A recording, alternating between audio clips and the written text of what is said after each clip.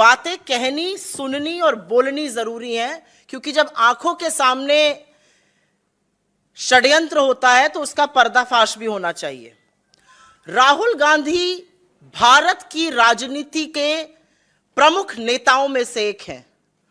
पहले सत्तारूढ़ दल में रहते हुए और फिर विपक्ष में रहते हुए उन्होंने आम जनता की आवाज बुलंदी से उठाने का काम किया है। 4 बार के चुने हुए इस देश के सांसद हैं, और जब 4 बार का चुना हुआ इस देश का सांसद एक विदेशी धरती पर कैम्ब्रिज यूनिवर्सिटी जैसे विश्वविख्यात शैक्षिक संस्थान में अमेरिका और चीन के बीच चलते द्वंद्व में भारत की क्या अहम भूमिका हो सकती है और भारत के लोकतंत्र की चर्चा करते हैं, तो मुझे लगता है कि वो इस देश का मान बढ़ाते हैं, इस देश का सीना चौड़ा करते हैं गर्व से, और इस देश के लोकतंत्र के, इस देश के मूल्यों के ध्वजवाहक बनते हैं।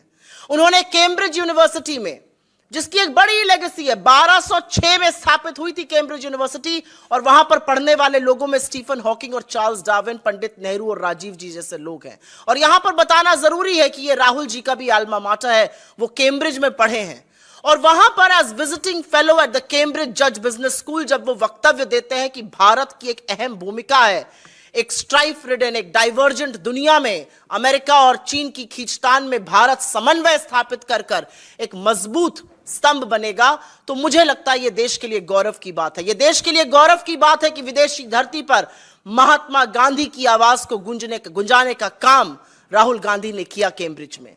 उन्होंने बताया कि हमारे देश के क्या मूल्य हैं जिस पे हमारा संविधान बना है और हमारे राष्ट्र का निर्माण हुआ है। लेकिन भारतीय जनता पार्टी, उनके आईटी सेल, उनके बददिमाग प्रवक्ताओं, उनकी समझ, उनकी सोची छोट और क्षुद्र राजनीति इन बातों को समझ नहीं सकती है। और अब मैं सिलसिलेवार तरीके से आपके सामने कुछ तथ्य रखना चाहती हूं। सवाल जवाब के दौरान अगर आप उसको डिस्प्यूट करना चाहिए तो बिल्कुल करिएगा। कांग्रेस पार्टी की प्रवक्ता होने के नाते टीवी डिबेट्स पर जाना होता है शाम को, और कल पूरे दिन भारतीय जनता पार्टी, उनके बददिमाग प्रवक्ता, उनके विक्षिप्त मंत्री लगातार लगे हुए थे। विदेशी धरती पर राहुल गांधी जी ने क्यों बोला, विदेशी धरती पर राहुल गांधी जी ने पेगासस का जिक्र क्यों किया। लेकिन ये सारे मामले धराशायी हो गए, क्योंकि अपने राहुल गांधी जी तो लोकतांत्रिक मूल्यों की बात कर रहे थे। इनके आका ने तो ऐसी ऐसी बातें करी है कि सिर शर्म से झुक जाए। 2015 मई शंघाई गए, चीन के सामने कहते हैं देश के लोग का सर शर्म से झुक जाता है कि वो भारत में क्यों पैदा हुए, हमने क्या पाप किया था कि हम हिंदुस्तान में पैदा हुए। जब ऐसे वक्तव्य हम लोगों ने दिखलाए तो थोड़ा हमलावर कम हुए। लेकिन जब हम लोग टीवी डिबेट कर रहे थे 6 बजे तक यही था, विदेशी धरती पर, पेगासस पर भी बेचारे कुछ नहीं बोल सकते, क्योंकि जो जांच समिति सुप्रीम कोर्ट की थी उसने कोर्ट को बताया कि सरकार ने सहयोग ही नहीं किया। कौन से नरकंकाल छुपाना चाहते हैं हम नहीं जानते। अगर भाग था आपका दामन तो आते, जांच समिति के सामने बात करते। खैर, तो 6-6:15 बजे तक यही चल रहा था, विदेशी धरती, पेगासस, जो कि खोखला दावा और खोखले आक्षेप साबित हो रहे थे। एकदम से 6:15-6:30 बजे के बीच में ब्रेकिंग न्यूज हर चैनल पर और हर पोर्टल पे आने लगी, और यह आने लगा कि कैसे राहुल गांधी जी ने तथाकथित भाजपा के कहे अनुसार और कुछ चरण चुंबकों के कहे अनुसार चीन की तारीफ करी और पुलवामा के शहीदों की अवहेलना करी है। मैं एक टीवी डिबेट पर थी, मैंने गहन आपत्ति जताई, लेकिन मुझे बहुत ज्यादा वक्त नहीं लगा समझने में, क्योंकि ऑनलाइन आना शुरू हो गया था कि हर चैनल, हर न्यूज ऑर्गेनाइजेशन, प्रिंट के वेब पोर्टल्स, सारे एक साथ यही खबर 6:15 से 6:30 के बीच में चलाने लगे। तो थोड़ा बहुत मीडिया का एक्सपीरियंस से समझ में आ गया कि व्हाट्सएप आ चुका है, खर्रा निकल चुका है, सबको नतमस्तक होकर चरण वंदन करके अब ये लाइन पकड़नी है। लेकिन इस लाइन में क्या सच है और क्या झूठ है यह भी बताना जरूरी है, क्योंकि जब पेगासस से काम नहीं बना, जब विदेशी धरती से काम नहीं बना, तो सहारा अपने परम मित्र चीन का ही लिया गया। आपने खुद देख लिया है किसने क्या कहा, लेकिन दर्शकों के लिए, लोगों तक ये बात पहुंचाने के लिए मैं दोबारा से दोहरा भी देती हूं। राहुल गांधी जी कैम्ब्रिज यूनिवर्सिटी के जज बिजनेस स्कूल में बतौर विजिटिंग फेलो और भारत का एक नेता विजिटिंग फेलो बन के जाता है, ये अपने आप में गर्व की बात है, इससे सीना चौड़ा होना चाहिए, देश का मस्तक उठता है। बतौर विजिटिंग फेलो कैम्ब्रिज के अपना लेक्चर था और उस लेक्चर का टॉपिक था learning to listen in the 21st century. 21वीं सदी में लोगों की बात सुनना और को कैसे सीखा जाए, इस पर वो वक्तव्य दे रहे थे। और उन्होंने जो सीखा भारत जोड़ो यात्रा के दौरान, कैसे उन्होंने अजनबियों की बातें सुनी, कैसे उन्होंने अपनी बात बंद करके लोगों की बात की ओर मुखरित हुए, लोगों ने क्या समस्याएं बताई, कितनी आत्मीयता से बात करी, किसी ने बेरोजगारी पर चर्चा करी, किसी ने महंगाई पे करी, किसी ने महिला सुरक्षा पे करी, किसी ने टूटते ताने बाने पर करी। इस पर लगातार उन्होंने एक वक्तव्य दिया और उस वक्तव्य में उन्होंने यह चर्चा करी कि कैसे यह विश्व अमेरिका और चीन की खींचतान में कहीं पर जूझ रहा है। और उन्होंने यह भी बोला कि इसी जूझते हुए विश्व में और इसी परिवेश में भारत की एक अहम भूमिका होगी, भारत का एक अहम किरदार होगा, एक अहम भूमिका होगी। और भारत की भूमिका होगी समन्वय स्थापित करने की, लोकतांत्रिक मूल्यों को इस विश्व को याद दिलाने की। उन्होंने आपने सुना भी, उन्होंने इस वक्तव्य में यह भी कहा, उन्होंने अमेरिका और चाइना की तुलना करी, अमेरिका के इनोवेशन की, चाइना के आईपी रेगुलेशन की। उन्होंने तुलना करी कि कैसे अमेरिका जो इकोनॉमी बना, the land of the free, और कैसे चीन जो था उसने प्रोडक्शन दुनिया का वहां पर लाया। उन्होंने कहा कि चीन की सरकार जो एक पार्टी के तौर से चलती है, कोर्सिव सिस्टम है, चीन की सरकार ने चीन के कारोबार में घुसपैठ करी है, लोगों के दैनिक जीवन में घुसपैठ करी, और इसी से उनके पास डेटा आता है जो लोकतांत्रिक देश नहीं कर सकते और नहीं करना चाहिए। उन्होंने कहा कि चाहे आर्टिफिशियल इंटेलिजेंस हो या साइबर वॉरफेयर हो, उसकी आधारशिला यहीं से आती है कि अनलाइक जो कॉरपोरेशंस अमेरिका ने बनाई, चीन ने उन कॉरपोरेशंस में सरकार को, तंत्र को घुसेड़ने का, लोगों के जीवन में घुसने का काम किया। और पुरजोर तरीके से कहा कि भारत की क्या अहम भूमिका होगी। उन्होंने आगे एक बहुत अहम बात कही जो हमने दिखाया। उन्होंने कहा दुनिया के लोकतांत्रिक देशों में 21वीं सदी में उत्पादन मतलब मैन्युफैक्चरिंग होनी ही पड़ेगी, क्योंकि जो मैन्युफैक्चरिंग की हब चीन बन गया है अपने कोर्सिव सिस्टम से, बलपूर्वक, कोई चू नहीं कर सकता, किसी की जमीन चली जाए कोई चू नहीं कर सकता लेबर लॉस के खिलाफ, जिसको उन्होंने कोर्सिव सिस्टम, आपके सामने मैंने दिखाया, उन्होंने जिसको कोर्सिव सिस्टम कहा। उन्होंने कहा विश्व के लोकतांत्रिक देशों में इंक्लूडिंग भारत में आपको उत्पादन बढ़ाना पड़ेगा, जिससे लोगों को नौकरियां मिले, जिससे आय बढ़े, जिससे लोग क्रियान्वित हों। और यह इसलिए करना पड़ेगा क्योंकि आर्थिक असमानता इतनी बढ़ गई है। 1% देश के पास 40% संसाधन है।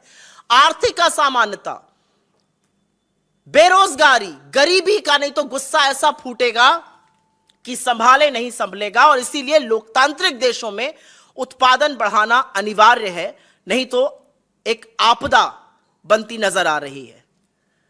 इससे किसी को क्या आपत्ति हो सकती है, यह मेरी समझ के बाहर है। असल में तो अगर मैं सरकार में हूं तो मैं कहूं बिल्कुल सही बात कर रहे हैं, लगातार 2 तिमाही से मैन्युफैक्चरिंग नेगेटिव में चल रही है। जीडीपी का डेटा 4.4 दशमलव पर आ गया है और यह सुनने को तैयार नहीं है। इससे क्या आपत्ति है मुझे नहीं पता।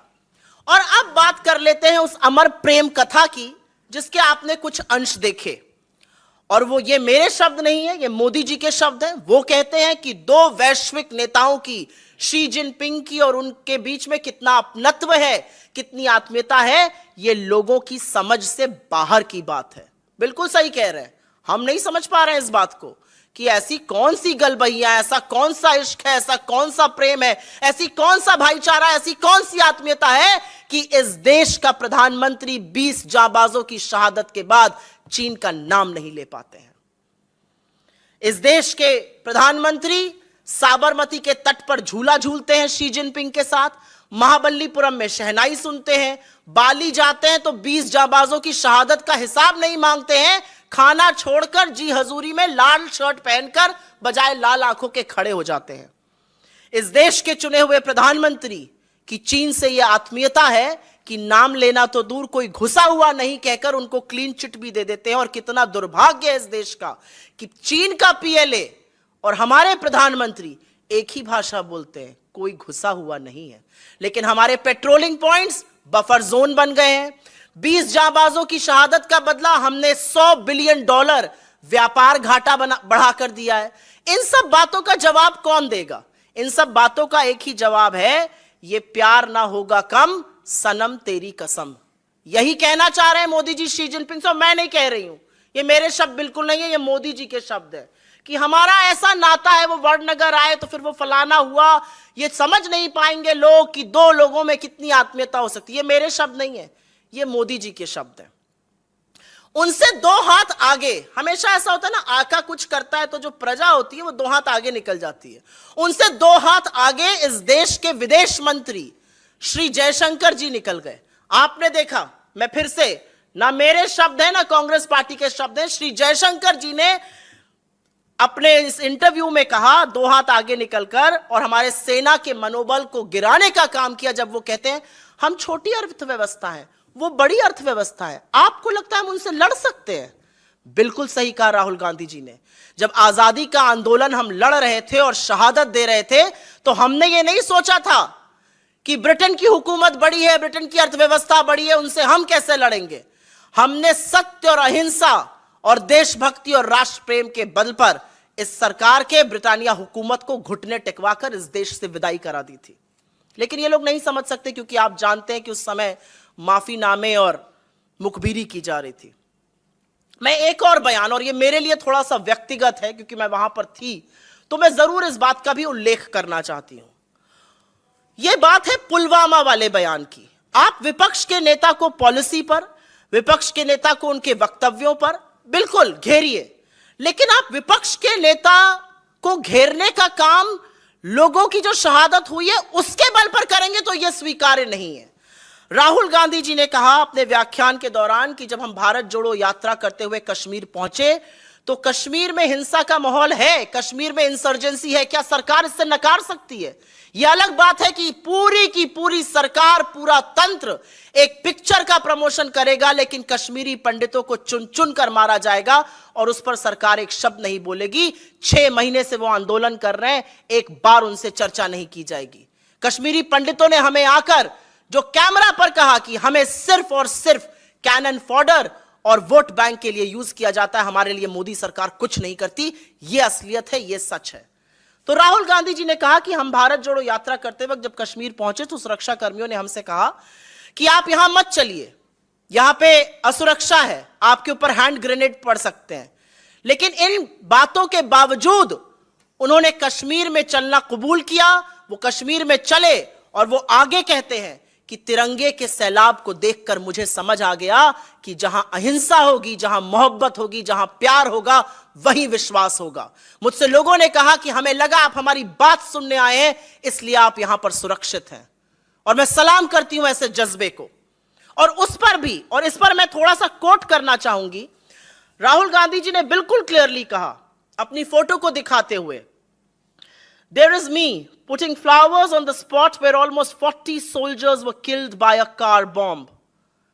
आपके साथियों को, नोएडा के कमांडो वॉरियर एंकर गण को by a car bomb, in a car bomb समझ में आता है। अगर ट्रांसलेशन आप गलत कर रहे हैं तो मेरे नेता के खिलाफत आप ये नहीं कर सकते हैं। राहुल गांधी जी ने कहा 40 सैनिक जहां पर मारे गए, एक कार बॉम्ब से 300 किलो आरडीएक्स जब आया और 400 जवान वहां पे मारे गए, उस स्थल पर जाकर उन्होंने पुष्प अर्पित किए। इस बयान पर भी आप राजनीति करिएगा, इस बयान पर भी आप ओछी, गंदी, अमानवीय राजनीति करिएगा। आप भले पुलवामा ना गए, और मैं कहना नहीं चाहती थी, जब पुलवामा में सैनिकों की शहादत होती है तो अमित शाह जी इलेक्शन रैली करते रहते हैं। हमने अपने सारे कार्यक्रम स्थगित कर दिए थे। अमित शाह जी इलेक्शन रैली करते हैं और इस देश का चुना हुआ प्रधानमंत्री man versus wild Jim Corbett में बेयर ग्रिल्स के साथ शूटिंग करते रहते हैं। तमामों घंटे के बावजूद भी प्रधानमंत्री मोदी ने अपनी शूटिंग नहीं रोकी, और जब पुलवामा में सैनिकों की शहादत हुई तो प्रधानमंत्री को कोई उनकी शूटिंग से डिस्टर्ब नहीं कर पाया था। हमारे नेता ने जाके वहां पर पुष्प अर्पित किया, आप उस पर हमें बोलेंगे। इस पर तो हम आपको ऐसा मुंह तोड़ जवाब देंगे कि आपको छुपने की जगह नहीं मिलेगी। और अंत में मैं एक बात जरूर कहूंगी कि कैम्ब्रिज यूनिवर्सिटी जैसे विश्वविख्यात संस्थान में जो 1206 में स्थापित हुआ, और जैसा कि मैंने आपको बताया जहां पर leading luminaries of our times पढ़कर निकले, चाहे उसमें पंडित नेहरू हो, चाहे राजीव जी हो, चाहे चार्ल्स डार्विन हो, चाहे स्टीफन हॉकिंग हो, चाहे अमर्त्य सेन जी की एसोसिएशन रही हो, एक जबरदस्त इंस्टीट्यूट है ये। और यहां का एक एलुमनाई, उनका एल्मा माटर है, वो खुद वहां पर पढ़े हुए हैं। वहां पर जाकर जब वो भारत के ध्वजवाहक बनते हैं, जब वो भारत की अहम भूमिका की दुनिया में बात करते हैं, तो सिर्फ एक बात समझ में आती है, भारतीय जनता पार्टी के आरोप और उनका जो विद्रूप राजनीति है, वो या तो उनको समझ में नहीं आया कि वो क्या कह गए, लेकिन मैं उनको जरूर कहूंगी, नफरत के इस बाजार से निकलिए, अपने ज्ञान चक्षु खोलिए, अपने ऊपर एक एहसान करिए, वो 1 घंटे 1 मिनट का वक्तव्य सुनिए, आप भी बहुत सीखिएगा, इस देश को सिखाइएगा और अपने बच्चों को सिखाने लायक रहिएगा। क्योंकि चीन पर सवालों की बौछार है और उन सवालों से आप बच नहीं सकते, यह भी एक तथ्य है।